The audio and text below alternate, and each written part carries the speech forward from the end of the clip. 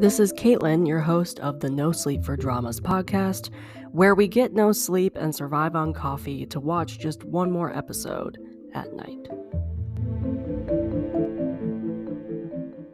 Hello, and welcome back to another episode of the No Sleep for Dramas podcast. We are on our last host interview episode. And of course, as you know from the title, we have Carol. Carol, welcome. I'm so glad we could do this. And welcome to me grilling you for introducing you in the host interview. Hi, Caitlin. It's been a minute. I'm excited to be here. I'm not sure about the grilling. I'm kind of like, oh my gosh, what are the questions coming? I have listened to one episode. Yeah, the reason I wanted you on as a host is you're like me. Like, we've been OG drama watchers for a really long time. And Yes. I've always loved your opinion on dramas, so I felt like it would be great to have you as a rotating host on this podcast to talk about things we love. Thank you. I'm excited to be here and I love your opinions. I remember the last one I listened to was around Trunk, and I left and I was like, I gotta watch that again. I gotta see what she said. So thank you. I'm glad. I'm honestly surprised I even noticed it, especially because I was binging that like 30 minutes before we recorded that episode. But all right, Yeah. so do you want to give a little introduction to yourself? Tell you about people about yourself at all? Sure. Hi, listeners.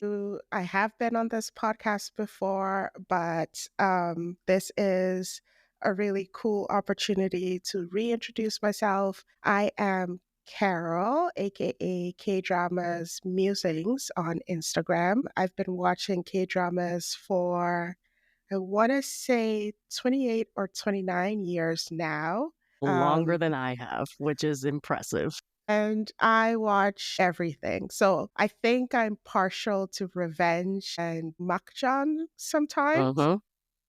So revenge, makjang, political, historical, and rom-com and everything else after that. So I'm excited to be here. Find me on Instagram and please DM me your thoughts or your comments and let's get the show going. You also did a mini podcast that I did a guest on, so you can go listen to that as well on Spotify, which is great. It has some great opinions on it.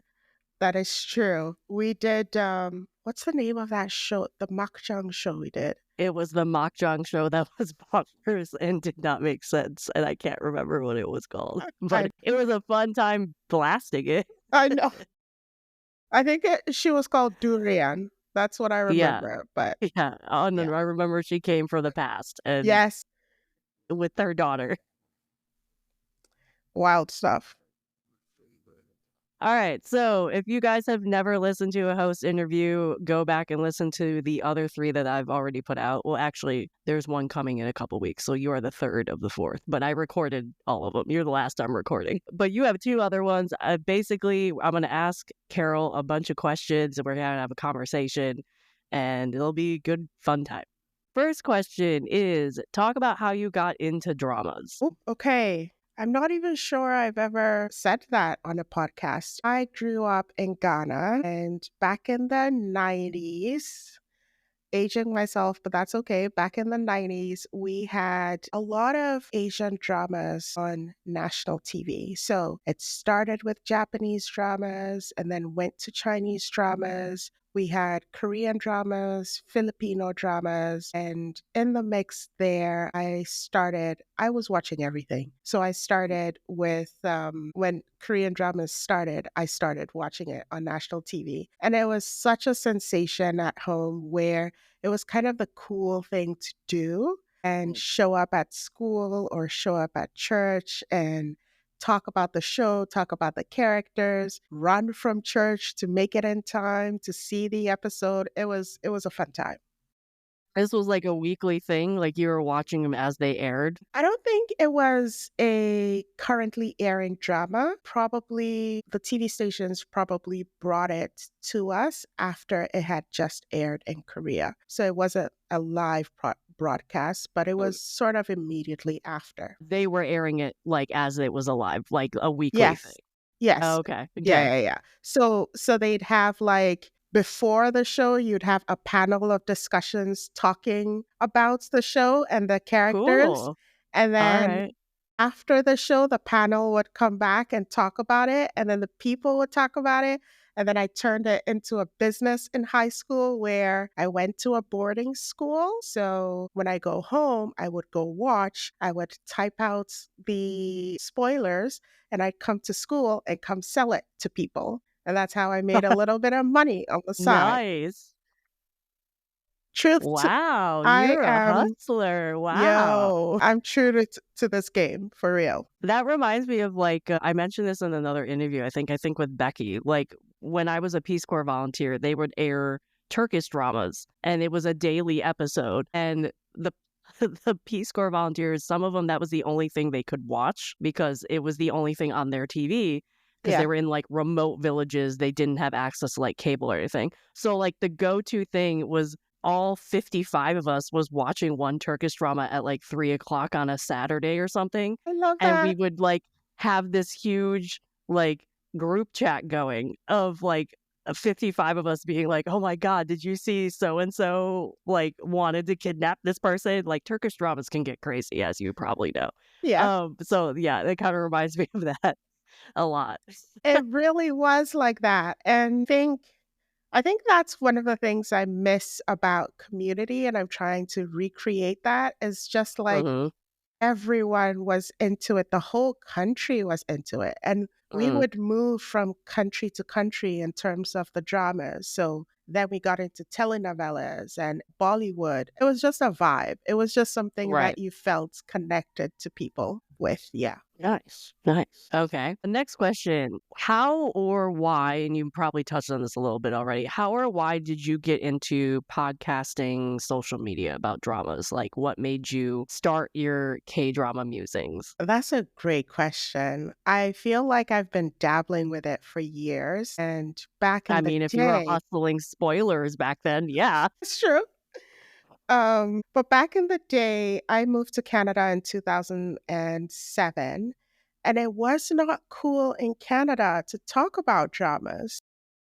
And that was a bit of a shock to me because here I was with people who supposedly identify, at least phenotypically, with the people I watch on TV. Just for our listeners, there are a lot of Asians in the city I live in. I would say it's like a 85 and then the rest of us. And so it was really hard to find people who watched dramas, whether C dramas or whatever.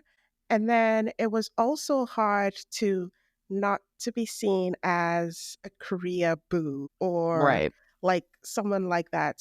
In 2007, I was sort of like making friends, but not making it obvious that I was into K-pop, I was into K-dramas. I wish I had been a bold girl back then to I just mean, be like, I feel like that's the reason all of us did that. Was the same. It was not cool where I am. It probably still yeah. is not at some point, but yeah, yeah.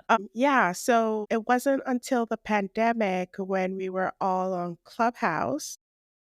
It Mm. was an app back then, and I found the K-Dramatics Club, a Okay, group yeah. of amazing ladies, 8 amazing women, and we were working together, putting out what we would call live podcast episodes with people Mhm. dropping in and giving their opinions. And we did that through the pandemic, and it was such an amazing experience because we got to interview actual K drama writers, directors, interviewed the CEO of Vicky at the Mm. time. I was in that one. Oh, yeah, you were Yeah, I listened to that. That was great. That was so right. good. That was a time. And after that, I was just like, you know what? I don't really care what people think about me with regards to liking dramas. And as we lost steam with K Dramatics Club, I decided to do K drama musings, which had been with me for forever. And so, yeah, that's how I got into it. Nice. Yeah. What about you? Yeah, I mean, I feel like that story kind of like resonates with a lot of us. It was pretty much the same for me. I have been watching stuff since 2008.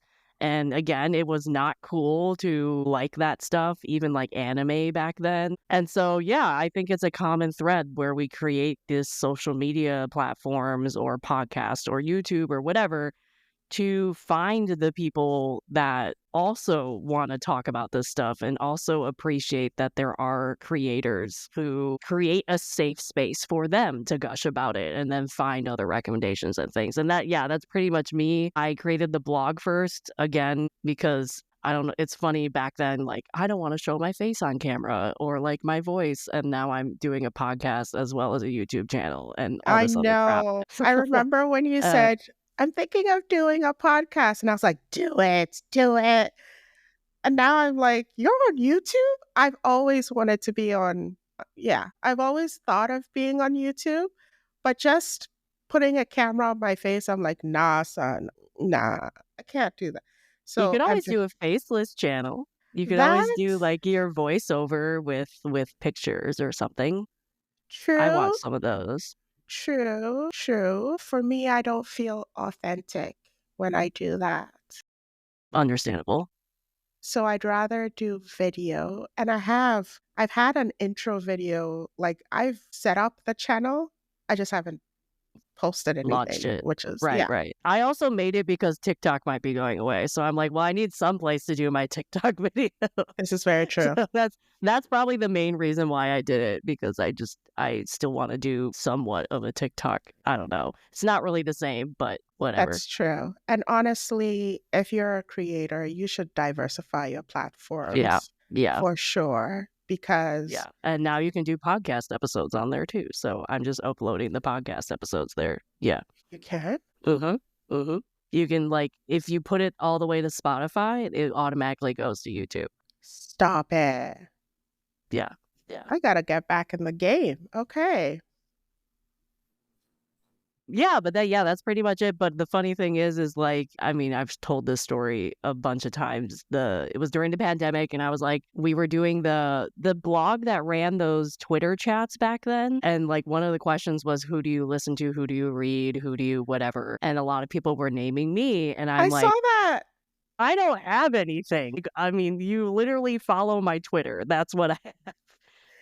And then obviously the K3 invited me to do their blog, and then I've been Yeah. on their YouTube channel periodically, and then I branched out to my own stuff. So that's how I pretty much started this whole thing. But before that, I just had like Twitter and Instagram, and I didn't do anything beyond this. But yeah, the pandemic was also my excuse of like creating this content. Yeah. I feel like that was a lot of people, because we had time. We had time to do that stuff, all the time in the world. Exactly. We weren't going anywhere else. I watched, I think it was 89 dramas that year, Really? and I have never watched that many ever beyond that. It's around that, because I know I wanted to make it to 100 and I didn't, but I don't think I made it to Mm, 90s either. It was around 80, 85, something like that. okay. It's on my drama list somewhere. I've Okay. never made it to that number ever again. If anything, it's gone down every year. Oh my gosh. Yeah. Same. Next question. What was your first Korean drama, Chinese drama, J drama, whatever you want to talk about? My first J drama, because that's what I started with, it was a J drama called Oshin. And it was about we followed this child from her childhood into being a woman and just living in Japan. I believe it was in like the I want to say 60s. And I remember being so inspired by her because she went through so much, and yet she was very brave. And as a kid, and I know I don't know if it was appropriation or appreciation, whatever you'd like to call it, but I would take my bathrobe and have my mom take my bathrobe and have my mom put like the couch cushion on my back and Yeah. use the belt to tie it so that I could look just like Oshin.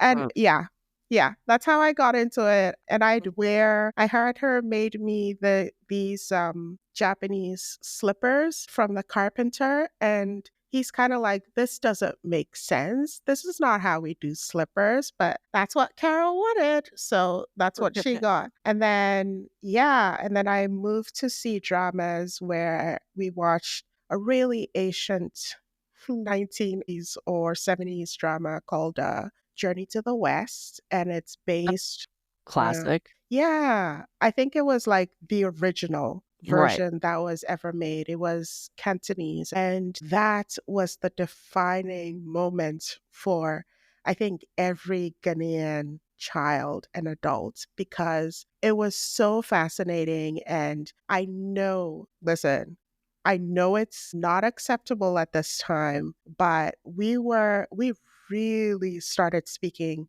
Chinese that made no sense, if you get what I'm trying to say, Right. Right. just because we liked it that much. And even today, if you were to say Sherfo, which means master or leader or whatever, or teacher, Ghanaians would be like Journey to the West. Like it's ingrained in us. Yeah. Yeah. And then K dramas, some really old ones come to mind. Dejankum, Autumn in My Heart, Winter Sonata. Even before that, there were, forgetting their titles, but there were some really, really old ones that I had watched that today those actors are playing like grandpas. Ah, Jushis. Yeah, yeah, yeah. Yeah. Yeah, so I'm very grateful for the experience. And then, oh my God, the Filipino dramas were so popular that the actors came for like fan events in Ghana. And it Nice. was like, get out of school day. We ain't doing nothing. We're going to the airport. We're going to see the actors. And yeah, so I've been a fangirl forever. Yeah. Yeah. Which is why I wanted you on this. Okay. What drew you to Asian dramas? What drew me to them? They were different and yet so similar. When I'm looking at all the shows we watched as kids, I wasn't really allowed to watch the telenovelas and the American stuff until I was much older because they were much more racier for my very Christian parents. Right. So things like Bold and Beautiful, there was Bold what and the Beautiful. I Man. know I wasn't allowed to watch that. And Mm, so Asian dramas were very not as racy, if you will. right. Again, under the definition of my very Christian parents who were like church leaders. So work with me here. But they weren't, there were no really kiss scenes, or when they kissed, it was like a frog or like, that kind Right. of thing. Yeah. Um, and then the culture was so much like what I'm used to and what I know in terms of filial piety, community, having a village around you, just how the relationship progressed, how families interacted, how they fought, why they fought. All those things spoke to me because I was living it in a Mm, version in Ghana and seeing it around me. So that's why Asian dramas stuck to me. right. Yeah. And I feel like that's opposite for me because a lot of the things, like, not that we don't have filial piety, but like, I don't think that's like a cultural thing in America. Like, it's very individual in America, right? So I think the opposite in terms of like people in America finding Asian dramas is like, it's so new, it's different, Ooh. it's not something like you can find things that are familiar, of course, but like Yeah. the things that you just named, like I don't think we have that as much ingrained in our culture as I know other cultures do. So that I feel like that's an interesting Ooh. opposite things, but it still Yeah. allows us to be interested in the same thing. Yeah. And the other part is, I think for us Africans, at least for me, let me be specific. I just felt like Western shows were sex guns. I did not like the way Black people were being portrayed. Right. it was just too much for me in terms of at the time. Please excuse me, but at the time, it was very much, I felt those things were driving plot, where on Easter dramas, I felt like emotions and character development and that stuff was driving plot Right. more than the shock value. Yeah. I can't say K dramas have changed over the years. So You're right. Right. yeah, we're using a lot of shock value now, if you will, but I think Mm-hmm. we just all grew up in the industry. Right. Right. But you still have that sub, and I mean, same with like Western shows. I think Western shows have grown from what they were 20 years ago. Because I think, again, I'm speaking from the US, is like it was a lot of like men don't cry, men don't show emotion, macho men. And That's true. yes, we still have that, of course. But I think there are a wider set of outlets that have shown the softer side of masculinity and the stronger side of femininity, I think. And I think that's just a topic that's always going to be explored. But you are correct. Yeah, I think back then you had things like I don't know, Die Hard coming out, and you would never. I mean, I don't know if you really would have seen that coming out of Korea. But again, like it's not like it's ideal situation where, of course, they have issues with patriarchy everywhere and everything. Yeah. Yeah, it's an interesting. It's interesting because just like see how it's changed from the influences of globalization and everything in general. So Yeah. Yeah. yeah.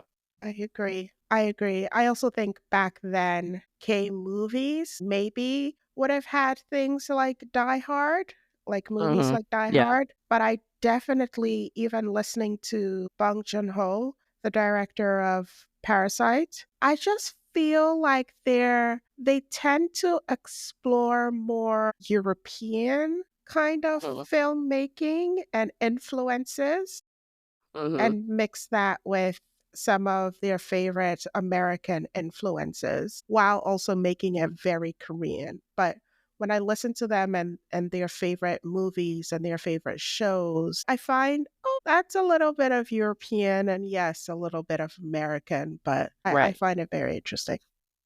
Well, even back then, like if I was in school and they were like, "What's your favorite movie?" and I would name like an obscure European movie, that would be just as weird as like naming an Asian movie. So yeah, I think definitely. All Good right, stuff. next question. Kind of in the same lines, what drew you to do content about Asian dramas? The desire to find community and to give space to people to have an area to talk about shows, because I just felt like it can be a lonely experience watching these shows and not having real people in your life to talk about it, because they'll give you a, what are you on? Like, what are you Right. talking about? This is not it. And lame comments like that. But yeah, it was just to build community and I guess to just share, because Mhm. I have these thoughts and thankfully my siblings don't, they'll watch it. Like my sister will watch something if I recommend it. My brother will watch certain shows so we can talk about it. I have that outlet in person, but after Clubhouse I was like, this could be even more, and that's Right. yeah. Right. Okay, next question. If you could go back and start your podcast, social media over for your content, would you do it? First off, would you start over? And if you did do it, what would you do differently? Go back to when I first started wanting to do it? Or like, I don't know, when you first Okay. did the Clubhouse thing or something, like Ah, what, or when you first started your Instagram or yeah. podcast or whatever. Wow, that's a great question. Wish I had been more tenacious in my Hmm. desire to interview people. I think when I started, I desperately wanted to sort of continue what the work we had done with K Dramatics Club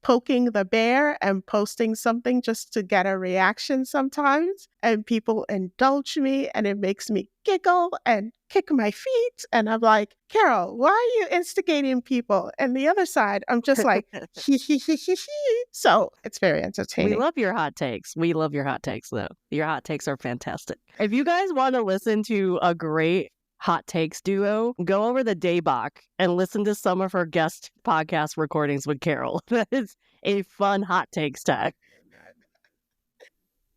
Thank you. Jess and her have a lot of hot takes that they do fantastically. Ooh, I don't know if that's a word. Anyway. we made it one. All right, next question. Do you watch Western shows? Why or why not?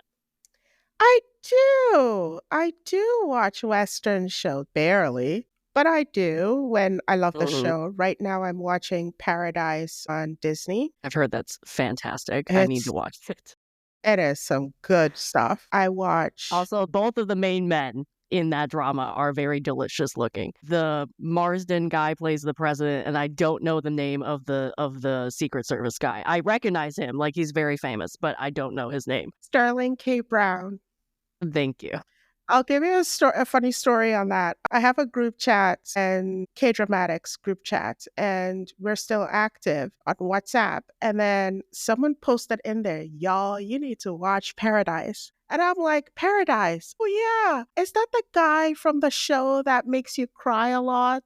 And someone is like, are you talking about This Is Us? I was like, yes, that guy.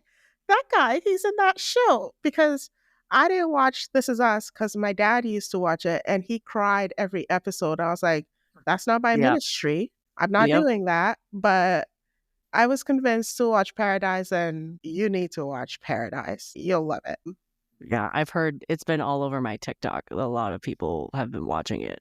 Yeah. I watch a lot of like film review people on YouTube and TikTok, so they all have been posting about it. And it's kind of like one of those shows that like came out of nowhere. Like no one really, there wasn't really a lot of hype around it. There wasn't really like, basically the first trailer came out and they're like, oh, interesting. What is this? And then everybody started watching it. And they're like, crap.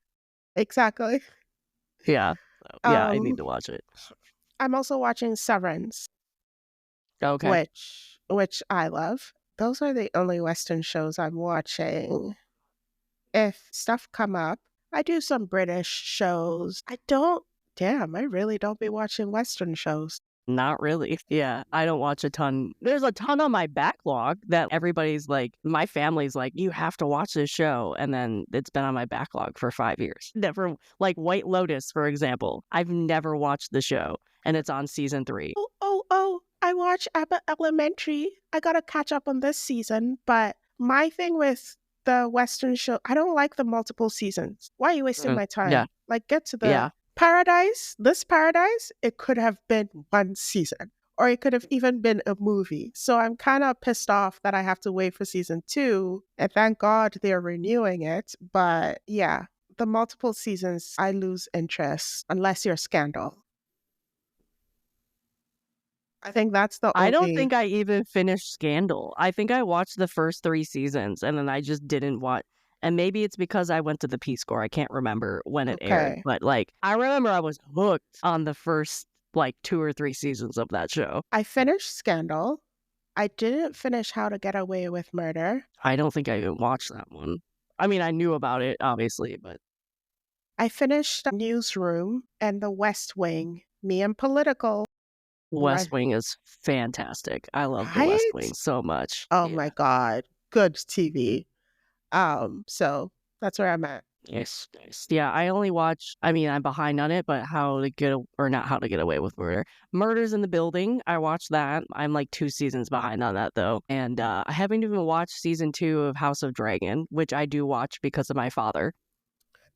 Yeah. Or like any of the Star Trek shows. My dad keeps saying like, you need to watch the Star Trek shows because he watches them and he needs to talk about them, and I haven't watched them. Or like Dune. Most of the Western stuff I watch is because my dad wants to talk about it, and then I need to watch it to talk about it with him. But yeah, constantly in my family, like I'll go to Thanksgiving and like a lot of my family watches TV shows, but a lot of them are Western shows. So they'll be talking about TV shows, and then they'll turn to me and be like, Caitlin, what did you watch this year? Because it's November. And I was like, oh, I mean, like, I watched Shogun. And they're like, okay, what else did you watch? And I was like, well, everything else I watched was Asian dramas. You wouldn't know. Yep, I'm with you. I did watch Shogun, but I guess it's a Western show, if you will. Yeah.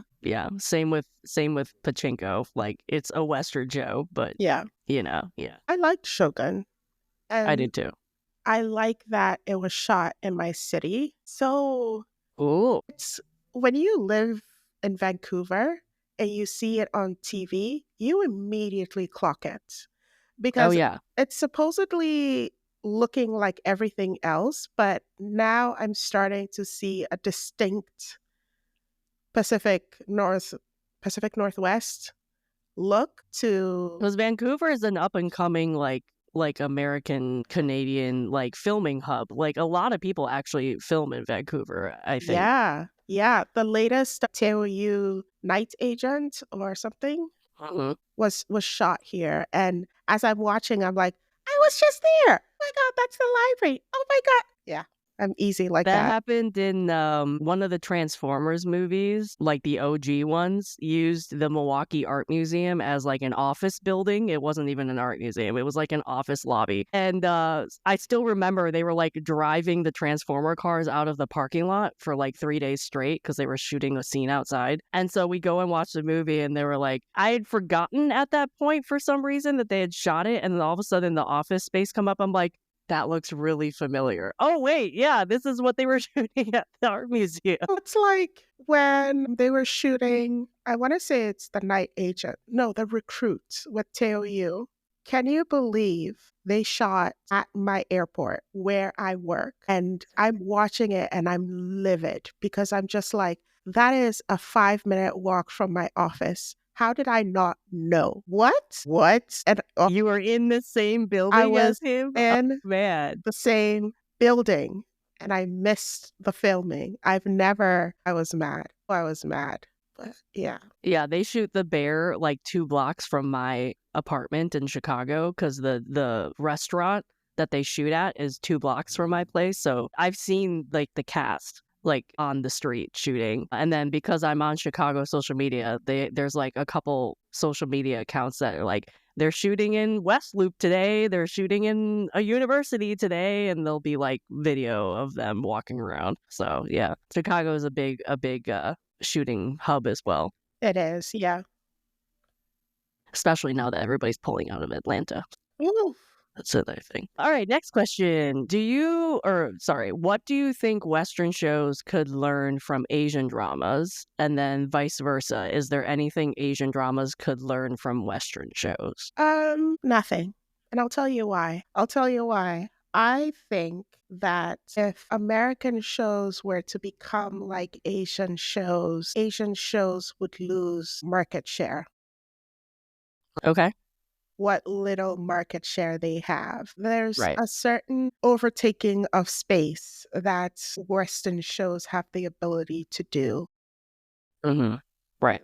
The other part is, even now, when I'm looking at my Asian dramas, I know they're expanding in their storytelling, and I'm happy for them. But it is getting more difficult to, I guess, I don't know. I have very complicated feelings that I'm still working through and thinking about how to enunciate it. But for example, right now, Asian dramas are everywhere, and we don't have a specific platform to go to. So I'm so sure that because they are everywhere on different platforms, there are a lot of dramas that people are not watching because they don't either know what platform it's on or don't have that service. And so it makes me feel like the accessibility is actually being lost in a way.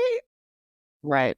Like I said, complicated feelings. I'm still working through them, but I'd very much like them to still be separate because they each have a purpose and they each have an audience.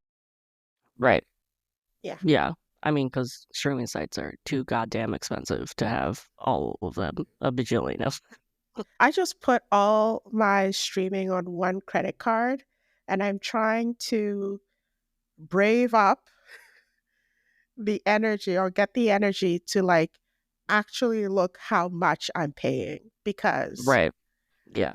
I know I have Yuku, I have whatchamacallit, iQIYI, I have WeTV, I have Viki, I have Prime, Disney, Netflix. I think that's it. Seven. Girl, might as well get cable. Right. It- Yeah. It's it's it's a Well, bit too much. yeah, I share some of mine. So like my parents pay for the Netflix, but I pay for the Hulu. So like they can like use the Hulu, or my sister pays for the Amazon. So like it's like I have them, but I'm not paying for them Oh, per I se. thought we couldn't share anymore. We can. You just have to like make separate accounts or whatever, and like you can share, but it's like a pro, like they pay extra for the profile. So it's like I have a profile on my parents and they're paying for that profile. Oh, So it's like an upcharge. I just did that for my Apple TV. Okay, so I have 8. Yeah. I also have Apple TV, but I have Apple TV as well. I have a ton. Not even if I am sharing, I still pay for like 5 of them myself. It's not like cuz I also pay for Viki. I have iQIYI. I mean, granted, iQIYI I think I have paid out until like 2027 at this point because I'll buy them on sale or whatever. See, that's the girl math I'm telling myself. I'm like, I Yeah. already paid for it for a year, so it's coming to like cents on the month. So it's Mhm. kind of like Mhm. savings. Yeah. Yeah.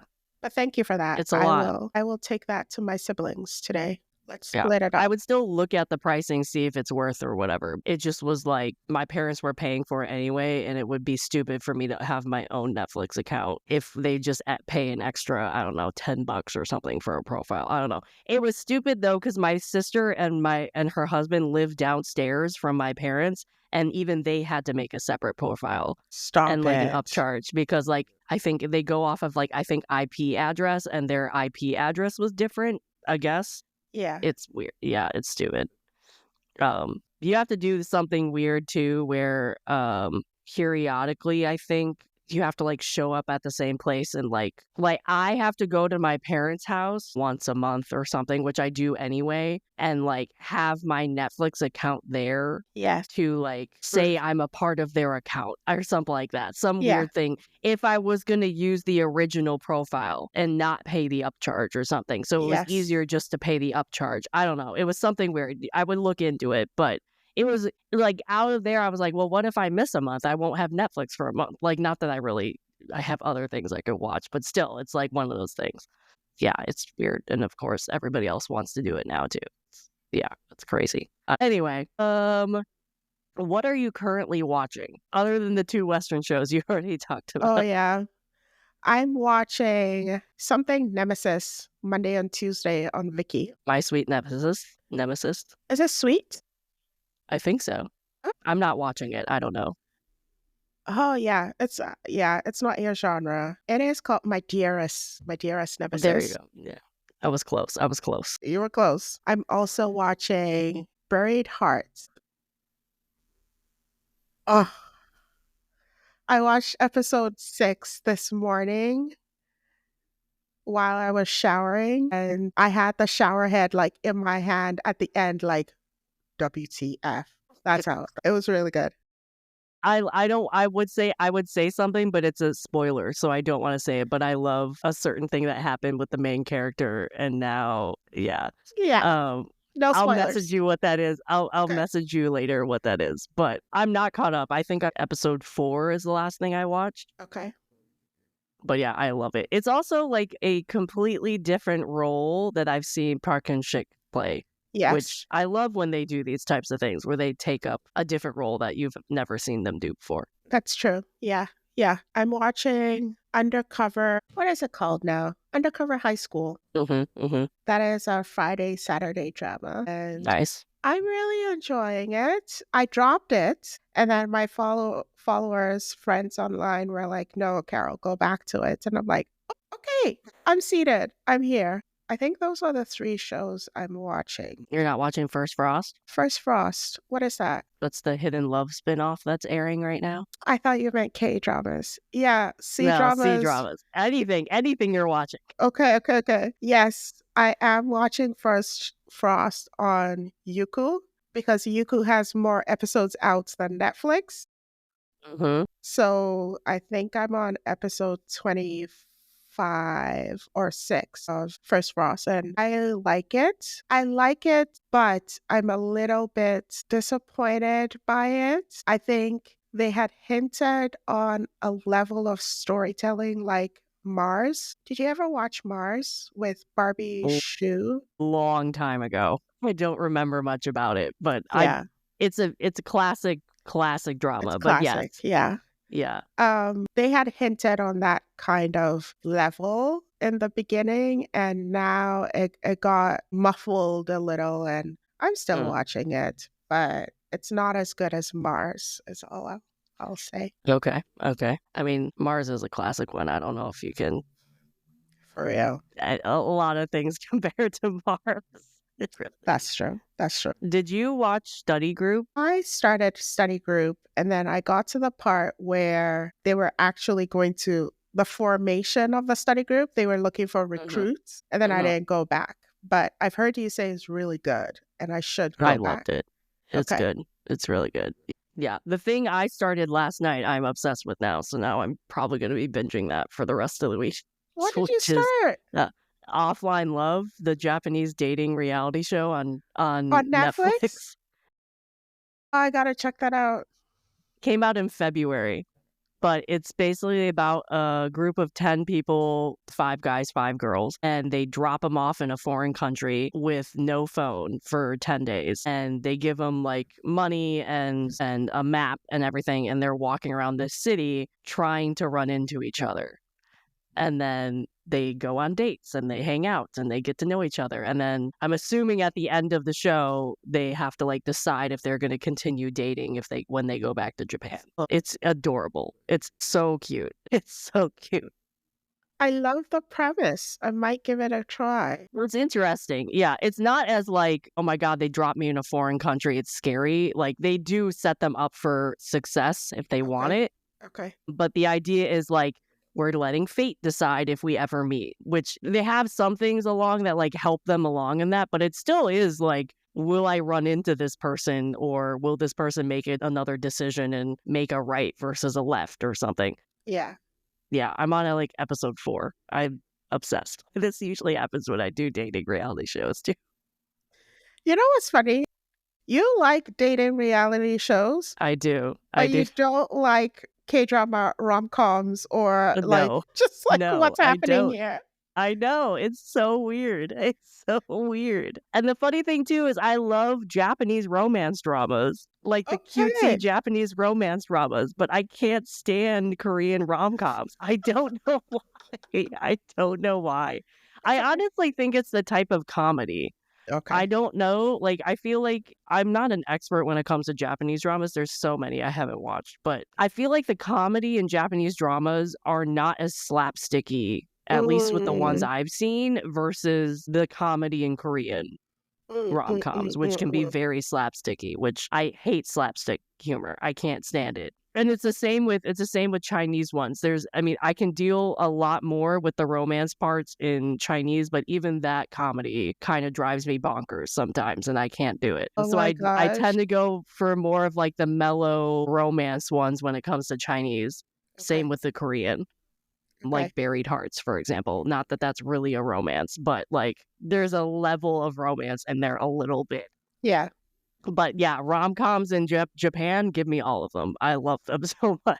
I love how awkward they are. Like I think it's adorable, which I think is the reason why I'm liking the dating reality shows from Japan because they're so awkward but so adorable at the same time. Okay. It's making sense. Yeah. But yeah, I also think that's weird of myself and kind of ironic that I'm obsessed with these dating reality shows from any country. Like you give me Korean, Chinese, Japan, any dating reality show and I'm there. That is funny because I feel like you watch more dating shows than I do. I was like, Now, hold on. It's not adding up, Caitlin. What's going on? I know. I still haven't watched the sibling romance one that you watched, though, last year. I haven't watched that one yet. And Vicky's getting a Caitlin. new one, too. It's called Hearts Pairing or something. I think it's airing in the next couple days. That's a Korean one that's coming to Vicky. You have to watch Siblings Drama. I know. I really do. It's on my list. I know. I have a ton of Okay. dating reality shows I haven't watched that I really want to watch. Okay. Okay. All right.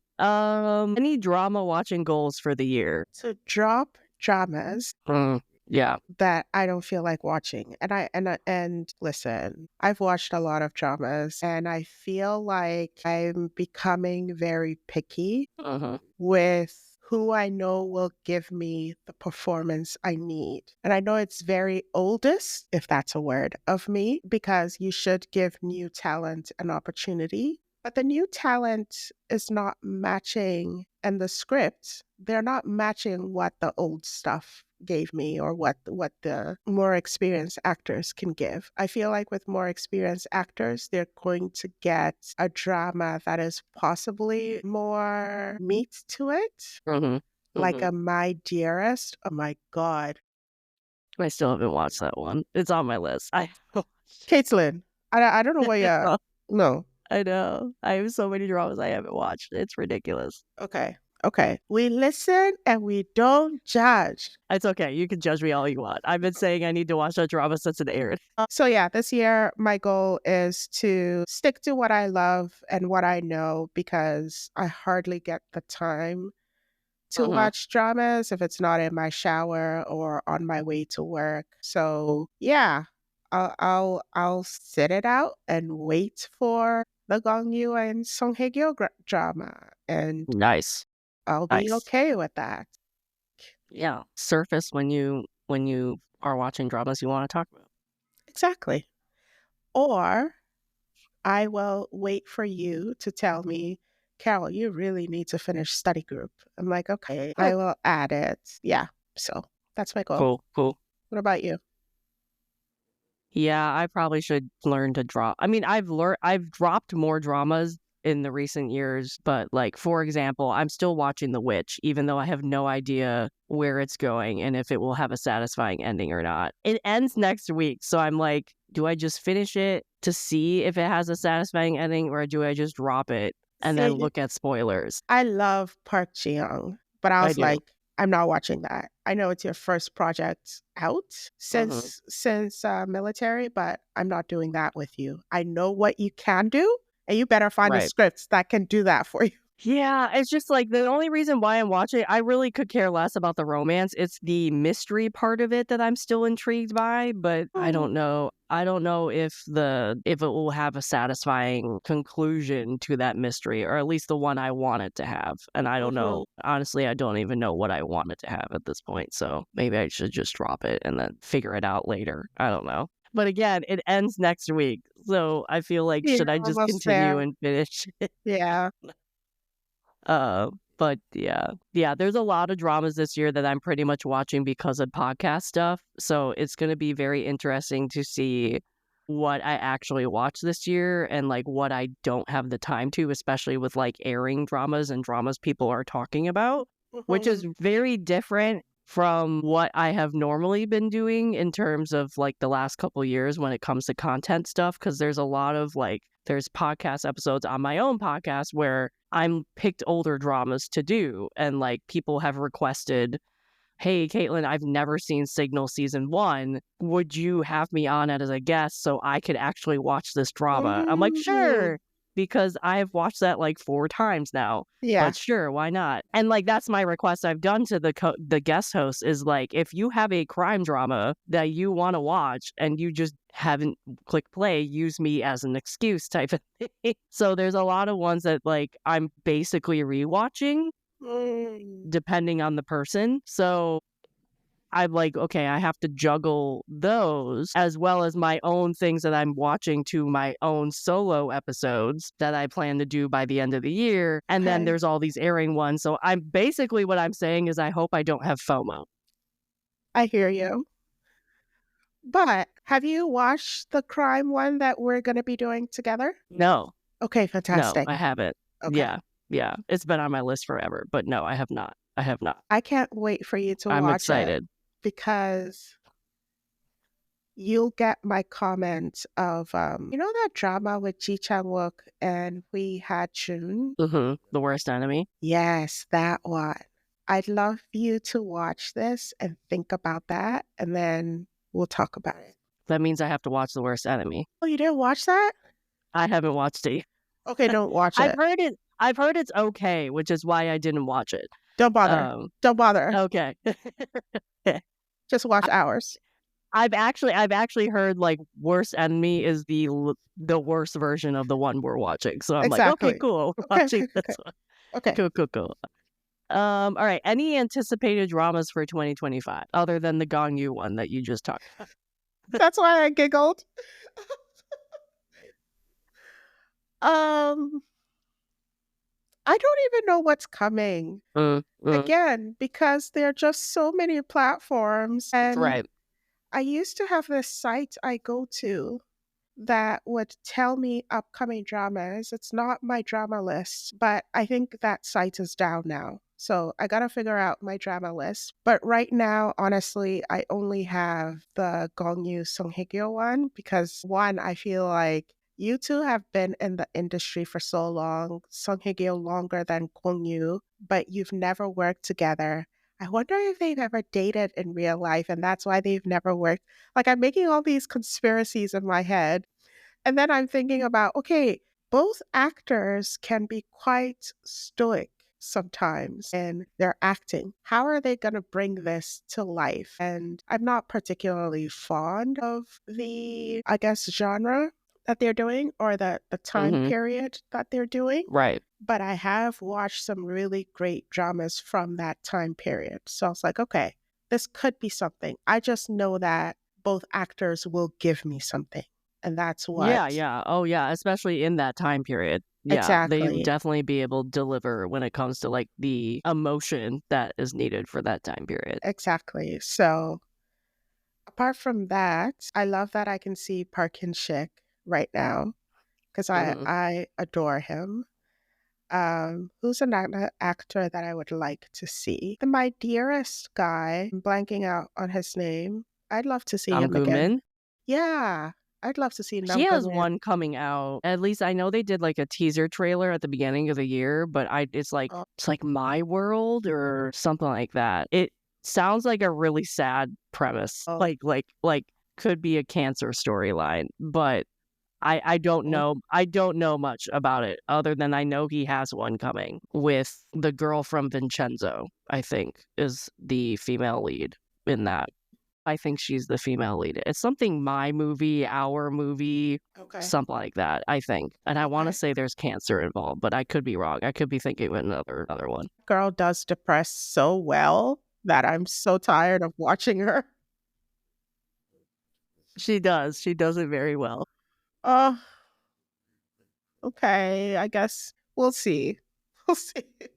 But no, I don't know what's coming right now. So I'm just gonna click play on whatever looks nice. Yeah, which is such a different feeling because I feel like I was more plugged in, at least even a year ago or 2 years ago. But dramas have been so disappointing overall that I've sort of checked out a little bit of K-dramas, a little bit. Right. I have too many that I'm looking forward to. There's no way I'm gonna watch everything I'm excited for. Tell me what you're looking forward to. God, I have multiple podcast episodes of everything. I have there's 22 Korean dramas and 22 Chinese dramas that I found in January alone that I'm excited for this year. There's no way I'm gonna be able to watch all of them this year. I know one of them you're going to watch is The Art of Negotiation. Yes, which started today. And only because Lee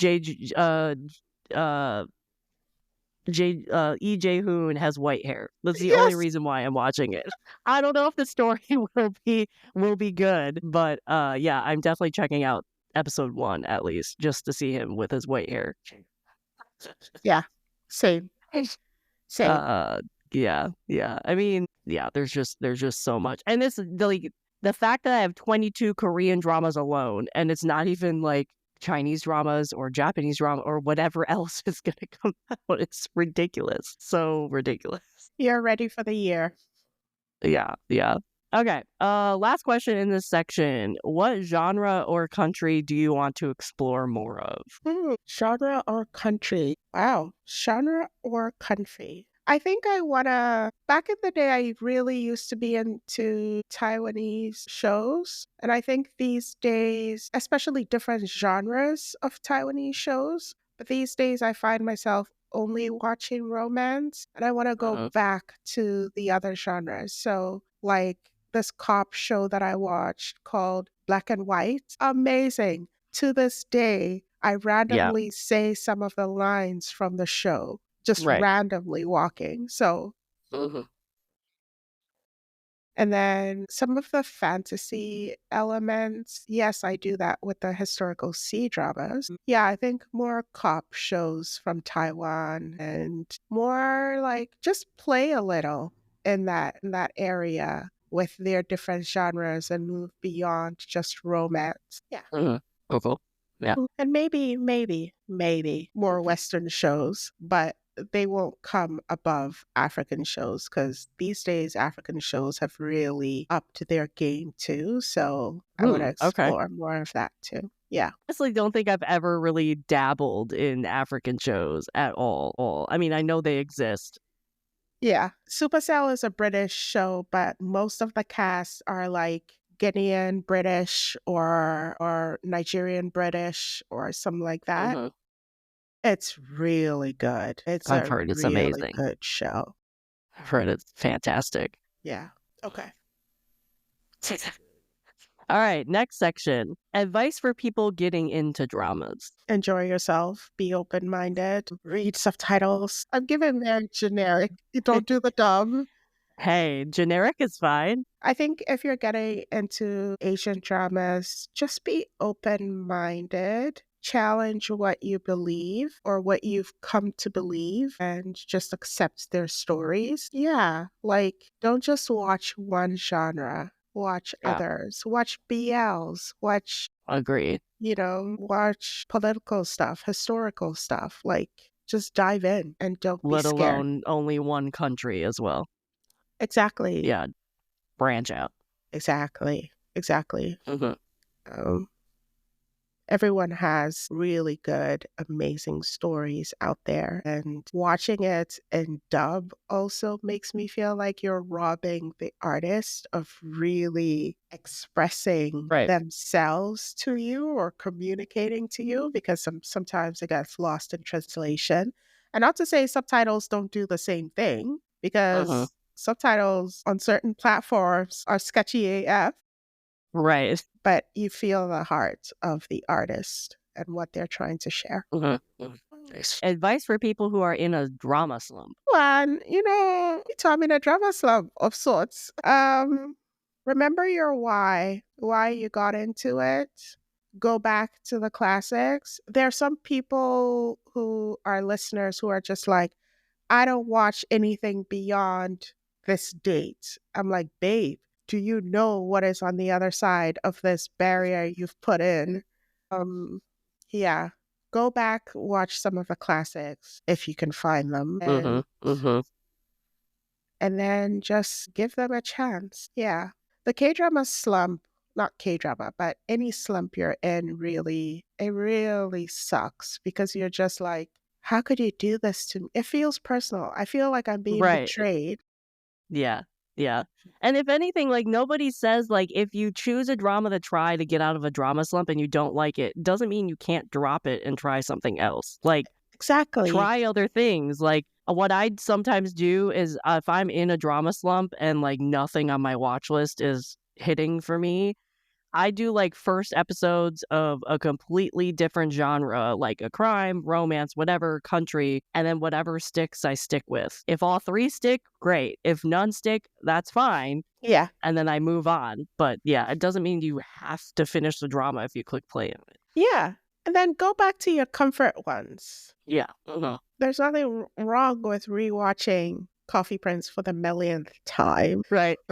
Yeah. Or like Strong Growth the Monsoon, or I'm just mentioning the stuff I go back to often. Sung Yung Wen Signal. Scandal, Signal, yes, Signal, Time Between Dog and Wolf, Cain and Abel. Like there are just so many things you can go back to. Right, right. Next question. Advice for people who are considering starting a podcast or content creating on Asian dramas. Do it. I always say Mm, do it. Your voice and your perspective is important and it's fun. And even when you don't feel like you don't have anything to share, trust me, you have something to share. And the market is not saturated. Find your people correct. and they will listen and have fun with it. But most importantly, and I'm giving advice that I'm not even taking right now because life is lifing, but be like Caitlin and be consistent. But also, don't burn yourself out either. If you need a break, take a break. Like, don't Absolutely. be me and try to post a podcast episode and a YouTube video every week. No, no, no. Like I don't think that's bad. Naturally, with everything, you should take care of yourself. Being consistent is important, and I see the way it has changed people's lives. And when you get knocked down, take some time to heal and come back again. And it's okay. And you can do it at Right. whatever pace you need. And your community is going to be there for you. Yeah. Yeah. Absolutely. Great advice, as always. If you looked back to when you were younger, would you ever think that you'd be making social media, podcasts, anything about Asian dramas now? 100%. I was a hustler. Like Yeah, yeah. I would say yes. If anybody, Carol would be doing it. um I've always it's very interesting when people ask, "What are you good at? Like what do you like to do?" I like to do this stuff, and I'm Mhm. really working hard to find myself in a life that I'm doing it all the time. Growing up, I have always been in front of a camera or Mhm. in front of a stage. So hosting, emceeing, performing, singing. I used to sing a lot and I'd sing on stage a lot and storytelling. Let me tell, oh, I don't think I've ever told this story, but when I was a kid, my parents took the TV away because kids are not supposed to watch TV, blah, blah, blah, blah, blah. And so I made my own TV out of a box. I took like Amazon box, and I made holes at the top and bottom. And then I drew out a story on A4 paper, taped them together, put them on a roll in the sticks, Brilliant. and I had the kids come and I just turned the roll like you're changing the story, like going through the roll of tape. And I was Mhm. telling the kids a story. Like that's how much I loved storytelling. And I would Right. love to do it full time. And I just have to get past my own inhibitions. I feel like as we grew up, fear just got in the way. So on the other side of fear is greatness, and I need to get there. So, yeah. I also feel like the older we get, because I mean, we were talking about when we were younger, it was not cool to watch Asian dramas, talk about Asian dramas, watch anime, whatever. Not that it was really accessible either, but like as you get older, you also get to a point where like you don't give a fuck. You kind of just are like, That's so God, real. I'm 35 this year. Who freaking cares if I talk about Korean dramas That on is so my days real. off? Yeah. So I feel like at some point, even if you are scared to like start this content or whatever, at some point you get old enough where like, who cares? Who cares if I do it or not? Yeah. And who knows? You don't have to tell anybody in your real life you're making this stuff. You can just do it and then talk to strangers. Like, I don't even know. When I did the blog in 2020, I think it was a year minimum before I told anybody in my real life what I was doing on the weekend. And then even that, like, I didn't even tell anybody I was doing like guesting on the K3 YouTube at all. Wow. Um, like you don't have to tell anybody you know this is what you do. I mean, they might run across it because obviously social media is connected now, but Yeah. Yeah. I I would tell people because I'm such an open book that I always share, and I don't know how to if you're close to me, you're getting everything. yeah, yeah. Yeah, my friends do tease me, but my friends also make space for that. So Mhm. I remember one of my really best friends, he was working as a security guard back in uni, and he calls me on my birthday at night while he's working, and he's like, "Carol, there's some Asian guy. They're shooting something on campus at this part of campus. All the girls are here. I don't know who he is. I don't know whatever. Just come." So they'll tell me of these things because they Right. imagine I would be into it. And I go and it's Daniel Henney. And I'm like, oh my God, Daniel Nice. Henney on my birthday? Yeah. So they Yeah. will, But I feel like that there's like a level of people, right? yeah, There's like immediate people who do that type of stuff and that shows they care and they actually are listening a little bit. Like they yeah. might not want to hear our rants of 5 hours of how we love Gong Yu, but they'll sit there for at least an hour and hear it out. And then there's people where like, cool, like, yeah, you do a podcast. That's awesome. Oh my God. Oh Give my me God. the rundown in like 5 seconds. Like, Did you watch that e-talk video where the Canadian lady sees Rowan don't think at so. the Oscars just last week? So this Canadian reporter sees Rowan on the carpet and she starts hyperventilating. She's like, "Rowan? Oh my God, what's he doing here? He's amazing." He's like, and her co-host was just like, "Are you okay?" That co-host, I was like, those are the people you don't need in your life. Yeah. She doesn't get it. She's just like, okay, no. Right, right. Exactly. Yeah. And that's the thing. It's like we create these spaces and podcast social medias for people to do that fangirling. And then especially for people who don't have those type of people who do care enough about you to at least show some interest and create that space for you in life. And so if you don't have anybody in your life in that, come to us. We'll do it. 100%. uh, So, next question. What draws you in to check out a drama? Is there anything that's like an automatic checkout for you? Like Autom- your favorite actors in it, a genre, I don't know, a trope, whatever. an automatic checkout. I don't know. Can you give me an example of one for you to trigger my So, thoughts? like Jang Dun Yoon, anything he's in, I'm at least clicking play on. Might not stick with it. Or Lee Hae Oh, Jun, I might like anything he's in. I'm at least like The Art of Negotiation. I'm checking out because he's in it. I don't know if I'll stick with it. That type of thing. okay. When you said checkout, I'm thinking of like immediate drop, like checkout of the drop. That's my next question. So you have to think about it. Think of that too. Immediate checkout, Kong Yu. Like actors I love, experienced actors who I enjoy. Immediate, yes, I'm watching it. So Kwon Yu, Park In Shik, Nam Gung Min, although there are some of them that I have dropped, like Awaken.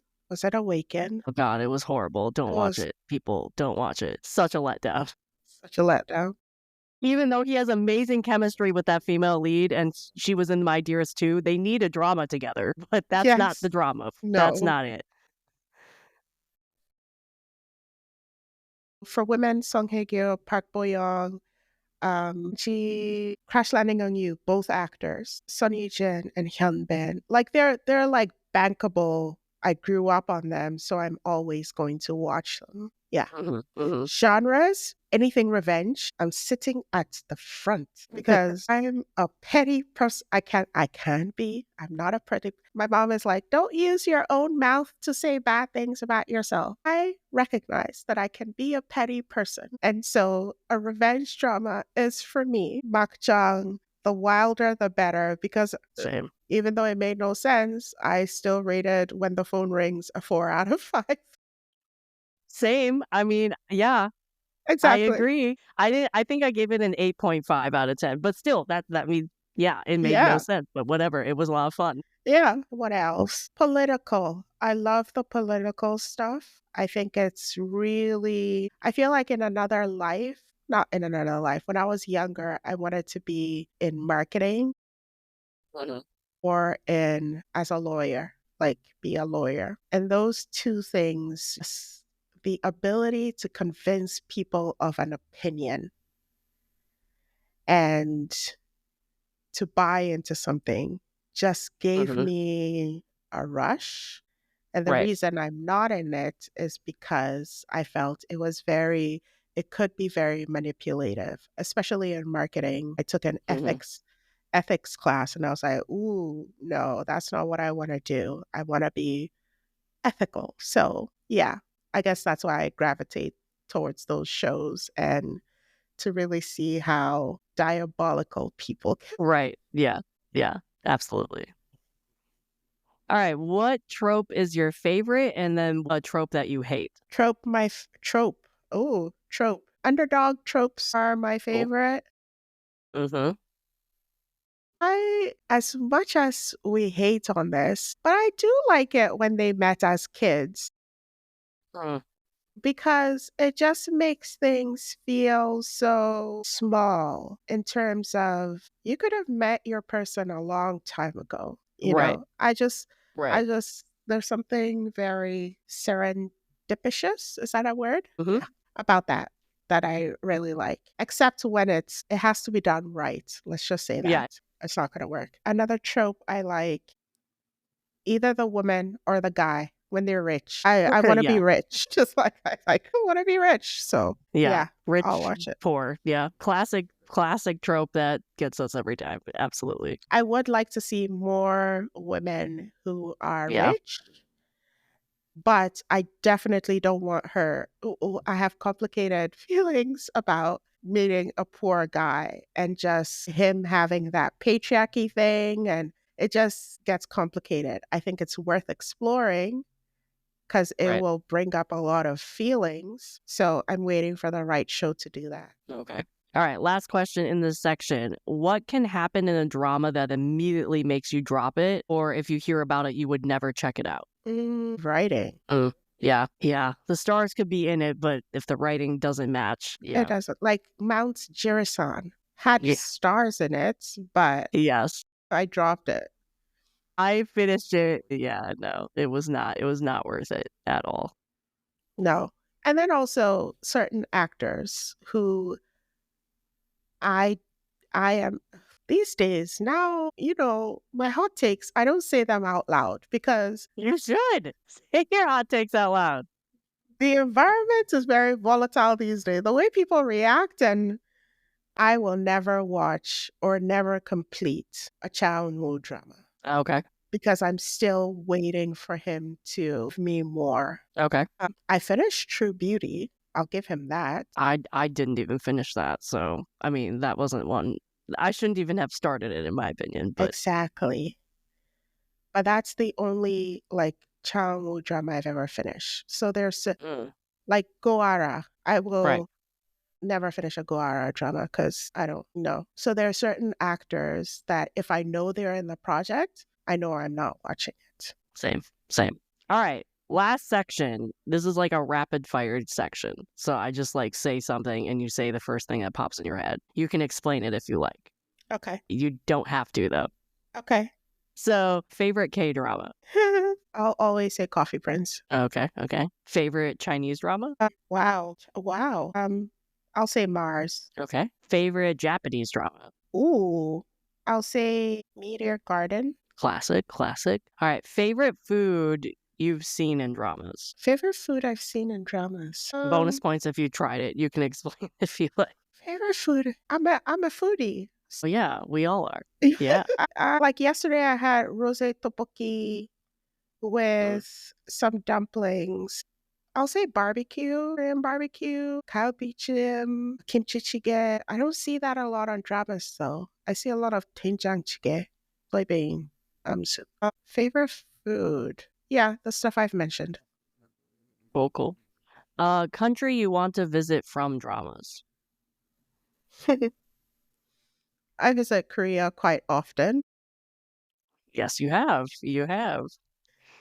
I'd love to visit Taiwan. That's something on my list. Yeah, I've heard great things. Taiwan and the Philippines. Okay. Yeah, those two I'd really love to visit. Yeah, I have a lot of Asian dramas I want to visit. I almost did my Peace Corps volunteer in Thailand, No but I didn't. way. Yeah, I almost did. They switched me at the last minute to the Republic of Georgia, but almost went to Thailand for 2 years. That would have been amazing. It would have, but also would have been me living in the middle of nowhere jungle somewhere, probably. Some Asian drama characters you absolutely would not want to date. Would not want to date. Yes. Pick someone and when the phone rings because what do you mean, bro? What do you absolutely not. I was not expecting that answer. He was horrible. He was. No. I agree. I agree. Isungi and Mouse. That was messed up, Yes. buddy. The messed up. He was messed up. Yes, Yeah. absolutely. The killer in that show we watched with Lee Jung-gi and Moon Chae-won. Yeah, that guy. Yeah, Flower of Evil. The guy. Yes, Yeah. Flower of Evil. Yeah. Honestly, any killer, psycho. Ooh. Right. As I said that, I'm like, sometimes they're kind of hot though. Carol, They be are. serious. Be serious. They are. That's the downside. Most of the killers are good looking. Be focused, Carol. Any of the killers, no thank you. And then any of the rich assholes who stay rich assholes till the end. Okay. And any of the cheaters. The husband in the world of the married, Yeah. may that Yeah. kind of man never find me. I had one that popped in my head and then it completely went out the other side and I don't remember anymore. When you said Mouse, I was like, oh, and then yeah, this dude too, but I can't remember now. Anyway, Asian drama world you do not want to live in. I do not want to live in. I guess historical. That's fair. That's very fair. Like My Dearest, I don't think you would want to live there. No, at any time you can get killed. Nah, son, that's too stressful a life for me. So historical, and also things like what's that? You know where the Sky Castle. So Yeah. those two extremes. I don't. Yeah. Definitely. Next question. Drama you were surprised you enjoyed. One I'm watching right now, My Dearest Nemesis, because I'm not a fan of the actor, and Moon Ga-young, she's all right for me. So I'm really surprised I'm enjoying it. Yeah, we'll go with that off the top of my head. Okay. Binger or on-air dramas? I used to be a binger, but it took over my life. So I'm an on air so that I have something to look forward to during the next week. Mind you, when Netflix drops all episodes, I watch everything. So, yeah. Right. So you're a mix. K-pop listener, yes or no? Depends on the group. Yeah. I'll always listen to EXO. They need a comeback. Absolute. Ty has a comeback coming. Oh my God. I think he was announced. I think it was April. I think it's coming in April. And he has a concert. And I'm just like, why don't I live in one of these countries? So yes, I think EXO has found that sound that just hits me all the time. So I'll listen to EXO and occasionally I'll dabble. But in my playlist, it's constantly EXO and then maybe GOT7. But it is. Have you listened to the newest GOT7? That's the first time I've listened to GOT7. Okay. I love the new comeback. Yeah. Nice. Okay. Umbrella scene or piggyback scene? Umbrella scene. So we're talking like if you had a choice between the male lead carrying the female lead as a piggyback or the male lead showing up with an umbrella while they're getting soaked in the rain, what choice would you make? I'm thinking of all the scenes. I really loved the umbrella scene in Oh My Venus, but the piggyback scene in Coffee Prince was lovely because he was giving her a piggyback ride or whatever when his grandma talked shit about her and she's venting about grandma while he's carrying her, which I thought was just so real. Do I like umbrella or piggyback? Piggyback, umbrella. I will go umbrella because the piggyback the girls are usually like skinny and tiny, and so I'll go Right. umbrella. Also, I feel like you can do a lot more like differences when it comes to umbrella scenes versus piggyback scenes, in my opinion. I would also choose umbrella scenes. Exactly, because the piggyback scene example I gave, I've never seen that in any other drama. It's usually Mhm. the person is drunk or they're pretending to be asleep, or it's very limited. So I like the umbrella more. Medical drama or police drama? That's hard. I know. That's why I made it. When you said medical, We I know. thought hospital playlist, of course. And then Yeah. you said police, and I'm like, but there's some like, there's signal, there's this, there's that. I'll say medical for hospital playlist. Okay. Have you seen Connection? Have you watched Connection? It's a police drama from last year with Ji-sung. Jisung. No, I haven't. It's on my list. Okay. Okay. Was it It's good? fantastic. Is God, it was it? fantastic. It was so good. That's the one where, He's in substance the drug abuse. unit. Yeah, he's the drug unit. Yeah, Okay, fantastic. I'm My gonna check it favorite out. Ji-sung drama, for sure. Wow, I Yeah, love Jisung. I know. I know. That's why I said, have you seen it yet? Okay, Yeah, okay. he did it. He did an amazing job in the acting department in that, in my opinion. Cohabitation or friends to lovers? Cohabitation or friends to lovers? What's a cohabitation drama? Give me an example. Doesn't Coffee Prince, they live together? No, they Isn't didn't. that one? They didn't? Why am I not thinking of like any cohabitation? Oh, my favorite cohabitation drama, which is also a friends to lovers drama, is Nine Ins and Two Outs. It's old, God, yes, it's so good. right? I haven't seen that drama in years. Yes, that My God. that is like, yes. Oh my God. Wow. Yeah, like example, like one of my favorite cohabitation is My Roommate is a Gumio. Okay. Okay. Fantastic rom-com. That's one of the few Korean rom-coms I love. Okay, then I'll say friends to lovers. Okay. Or Legend of the Blue Sea is another classic, like cohabitation. Okay, then I'll say friends to lovers. God, I need to watch that Japanese drama now. I haven't seen it in years. I don't know even though the last time I've thought about that drama. I think Vicky has it actually. Which one? The Nine Ins and Two Outs? Yeah, isn't that? I think I'm thinking of, is that the drama I'm thinking of? I could be wrong. Hold on. No, it's a Korean. I haven't thought of that Korean drama. Oh, I'm thinking of from 5 to 9. That's what I'm thinking of. The Japanese drama. Ooh, That's another cohabitation Japanese yes. drama. That's fantastic. God, I haven't thought of either one of those dramas in years. See, that Oh, reminds me. Dalja's Spring. That's sort of like a woman in her 30s trying to figure out life. I eat that up all the time. So, yeah. yeah. Okay, next question. We have 3 more. Serial killer thrown into romance drama or white truck a do? This truck, we're tired of the truck. The truck lives on and it pisses me off. So I'll go serial killer. Okay. Found family or romantic falling catch? Like the girl falls and the guys has to go catch her. Or found family.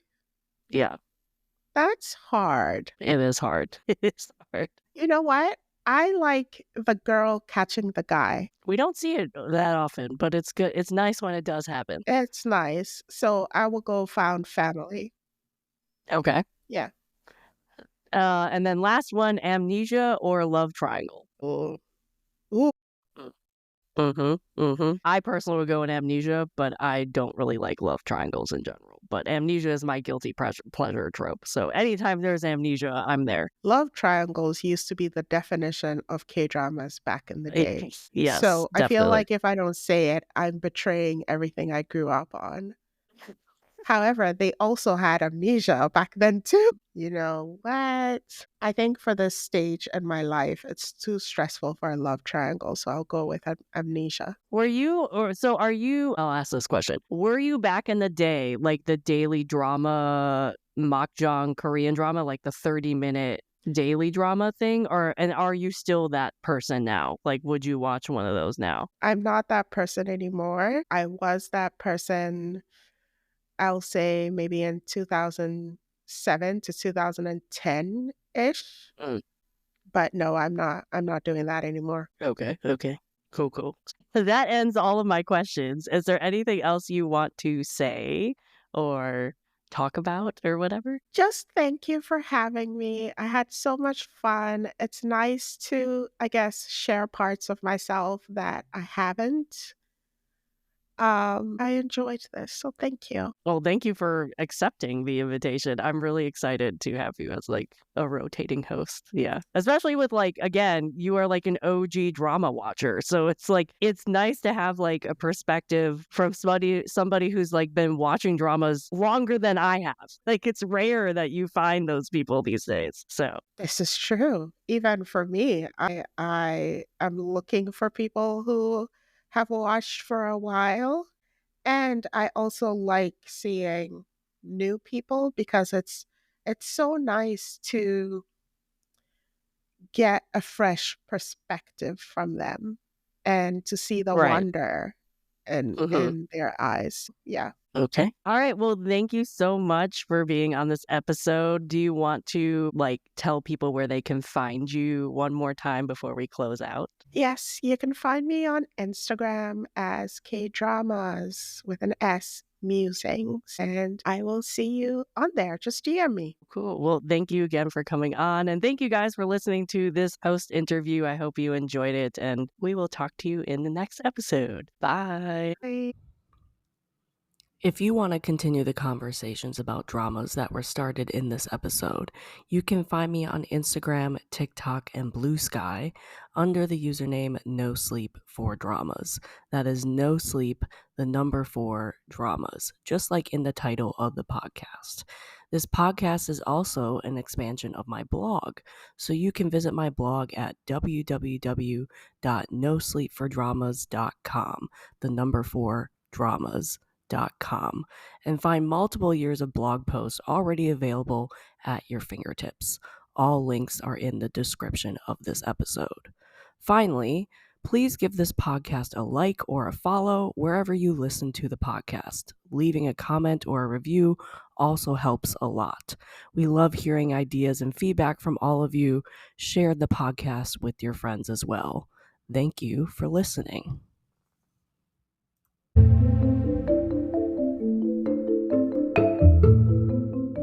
This has been an episode of the No Sleep for Dramas podcast, and I am your host, Caitlin. I will see you here next time, and I hope you get no sleep chasing the next episode just like me. Good night.